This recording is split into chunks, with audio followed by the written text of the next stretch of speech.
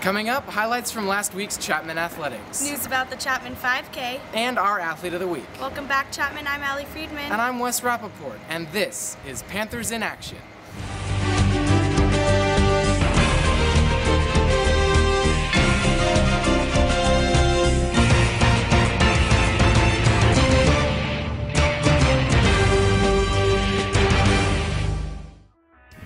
The men's soccer team hosted Berry College last week and managed to get a huge win after an 11-day layover between games. Mauricio Alfonso scored the Panthers' first goal of the game, making it his 7th goal of the season.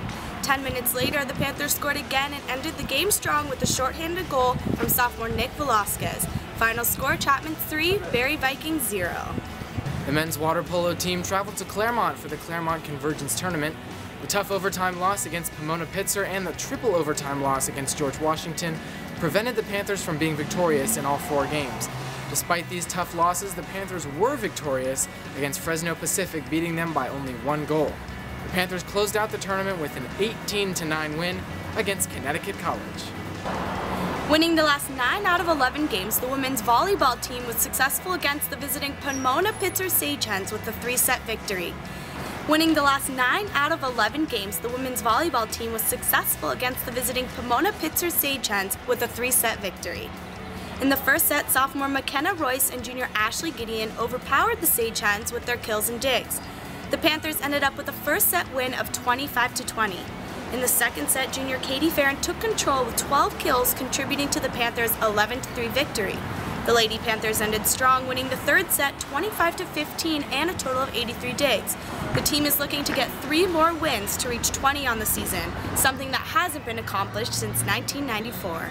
Chapman football hosted the Whittier Poets for the big homecoming game. Here are the highlights. In Chapman's first drive of the game, senior quarterback Bret Visciglia hands off to senior running back Chad Milburn, who runs it 2 yards into the end zone for the Panthers' first touchdown. Mauricio Alfonso's extra point was good, Chapman up 7-0. Into the second quarter now, Chapman inside the Whittier 30-yard line, Visciglia back to pass, he looks, he throws, to Kali'i Kunitomo for the Panther touchdown. Whittier would score once before halftime, but with a field goal from Mauricio Alfonso, Chapman was ready to head into the locker room with a 10-point lead. But freshman defensive back Jordan Williams had other plans.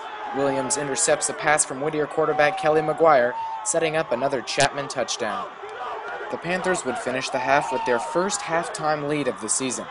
Back to the action, the Poets started the second half strong with an early touchdown, but the Panthers came back with 2 of their own. Take a look here at Kali'i Kunitomo's second touchdown on the night, and at the end of the third quarter, Chapman led Whittier 38-22.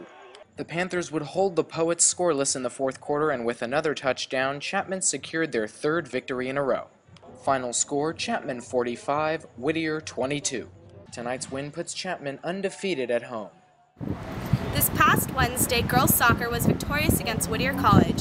Whittier was leading the game with the goal in the first quarter, but the Panthers fought back and managed to get several goals.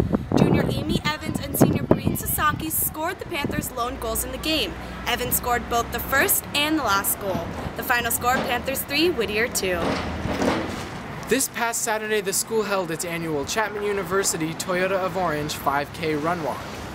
Joining President Jim Doty, hundreds of runners woke up early in the morning to embark on a 3-mile-long run walk. The Certified USA Track and Field race started in the Altala Piazza and finished at the Argyros Global Citizens Plaza. Now, the route took participants through the Old Town Orange Historic District, as well as neighborhoods that have been listed on the National Register of Historic Places. After the run walk, participants enjoyed a finish line expo where they were given goodie bags, medals, race shirts, and breakfast. Trophies were also handed out to the top 3 male and female racers. All the proceeds from the run walk went directly to the Chapman Scholarship Fund. Thanks to all who came out to the 5K to support Chapman scholarships. Congratulations to football's Bret Visciglia on being named Chapman's Athlete of the Week. The senior quarterback led the Panthers on a 44-yard game-winning touchdown against Claremont Mudscripts. Here's what he had to say on his achievements. You know, this is the big game that we love to play. And like we've been saying all week, we talked about tradition and leaving our mark and what that meant to every single one of us as a family, as a program. Congrats again, Bret, and we wish you the best of luck on the rest of your season. Now let's take a look at the upcoming games in Chapman Athletics. The men's water polo team plays Caltech on October 21st at 5 p.m.